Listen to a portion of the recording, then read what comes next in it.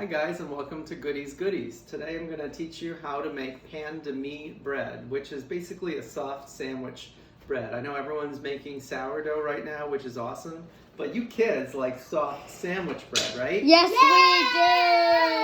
Alright, so first thing you do is get any old bucket and or bowl and fill it with 275 grams of warm liquid. It can be milk, it can be water, it can be some combination of the two, maybe like 200 grams milk and 75% water, whatever you like. And then I've put the milk in the microwave for about 1 minute, and that gets it up to about 95 degrees, which is perfect for adding the yeast. And here we have half a teaspoon of yeast, so we throw that in. Yay! And give it a swish around with this. Still good. And then the thing that kids like is sugar. So we're going to add 1 tablespoon of sugar. Mix that up. And then we're going to do 400 grams of flour. And this can be any type of flour you like, all-purpose, bread, or and even some whole wheat. What I usually do is about 70 to 80% regular white flour. And then I use about 20% of whole wheat flour just to make it a little more nutritious. So this is like 80% bread flour, 20% whole grain spelt. All right, dump that in there, Zoe. Yay! Whoa! Whoa!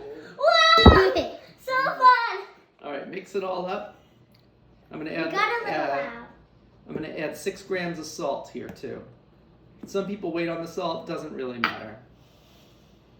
Here, Ty, can you get a shot in there? See that stuff? What you want to do is stop when it gets just all together. Make sure you mix good.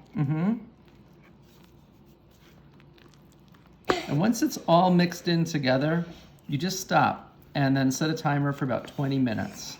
Let me help you out here. After about 45 seconds of mixing, we have achieved shaggy stage. At this point, we want to cover it for 20 minutes. You have to put your lid on, or else it's going to get all dry. That's right. Done. Push. All right, so we've waited 20 minutes, and this is what it looks like. And what we're going to do now is just get it from shaggy into like a smooth ball. And the way to do that is to think of your hand like a claw, and just go in there and just kind of do this, like kind of up and down. Nothing fancy. I just kind of grab it and pull it and grab it and pull it. I'm just kind of going in the same direction, and as you can see, it's smoothing out. And then once you got it kind of into a nice smooth ball like that, that's it. We're done. Okay, now we're going to let it rest another 30 minutes, or you could actually let this rest for 6 hours, 8 hours.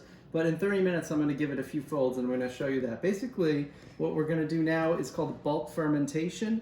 And that means when it rises about 75%, that means it's ready to shape into the second stage. All right, now we're going to do our first stretch and fold. So you can see the dough's kind of relaxed a little bit. I'm going to take my hand and just kind of pull it up, stretch it, fold it over itself that way, fold it over itself that way, fold it over itself that way. That's it. And just kind of like that. And then I usually just turn it over just so that those folds kind of stay in there. And what that does is it helps organize the gluten. All right, you can see this has rose quite a bit, and it's nice and soft and poofy. So we're going to take it out here. First I'm going to throw a little flour on a work surface, just enough so that it's not too sticky. And then you can either use your hand or a scraper. We're going to put it down on this surface here.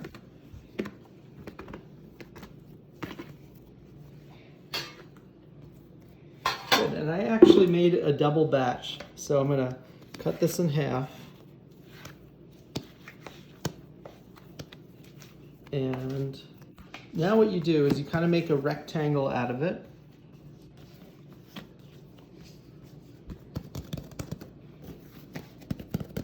Pat it down. You don't have to be gentle. Good. All right. And then what you do after you have it like that is you fold the corners in like this, make it a little triangle, and then kind of just roll it up like this. You see it's nice and smooth. What I'm going to do is tuck in the edges here and just push it a little bit, and then we've got a nice loaf, and I'm going to put it in a pan Will you hold it? What's that? I want to try. Okay, yeah. So I put it in a pan here. This is a nice loaf pan that I put a little coconut oil in. All right, Tyler's gonna try. Go ahead. So it's all square, right? Mm-hmm. So I fold in, kind of, and then I roll. Yes. Beautiful. Kind of. Yeah. Now push it to make it like tight on top. You want to kind of make it tight. Like this? More like tight, like tight. Oh. Like you want to get, well, the word is tension. You want to get it so that the skin stretches, if you will. So kind of shove it down. Yep, exactly. And then push it so that it kind of sticks and gets a little tight, dragging it almost to make it nice and round. That's good. When it looks like a hedgehog, you're done. And then put it in a loaf pan. Gotta take it up. It's going to stick a little. Good. All right, so now we're going to let these rest for a little while. You could let them rest till, if you let them rest at room temperature, maybe about 2 hours, they'll be ready to bake. I'm actually going to put these in the fridge and let them rest overnight. And then in the morning, they'll be absolutely ready to bake. All right, welcome back. Overnight, these breads have been resting in a plastic garbage bag. So let's take them out and see what happened. Did they rise at all? Kind of. Not hugely, but it's going to be fine. Yep, this one is in a covered pan. Let's see, did that change anything? No, not really. A little bit.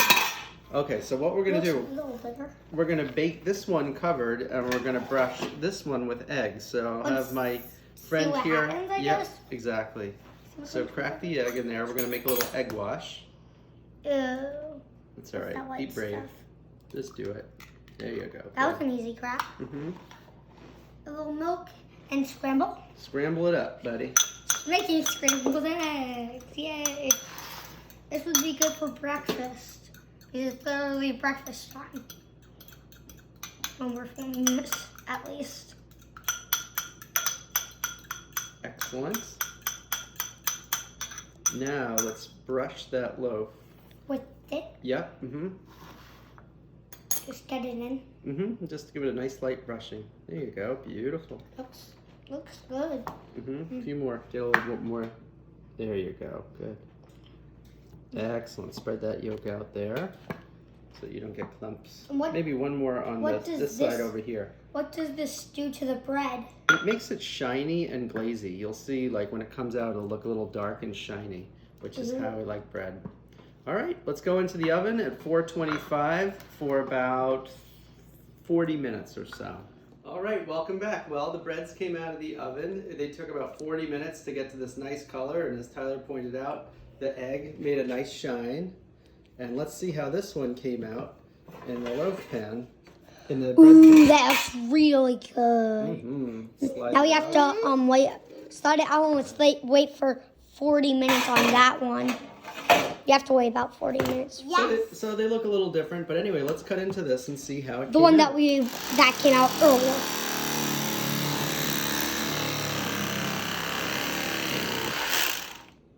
Ooh, looks good. Should we taste it? Yeah.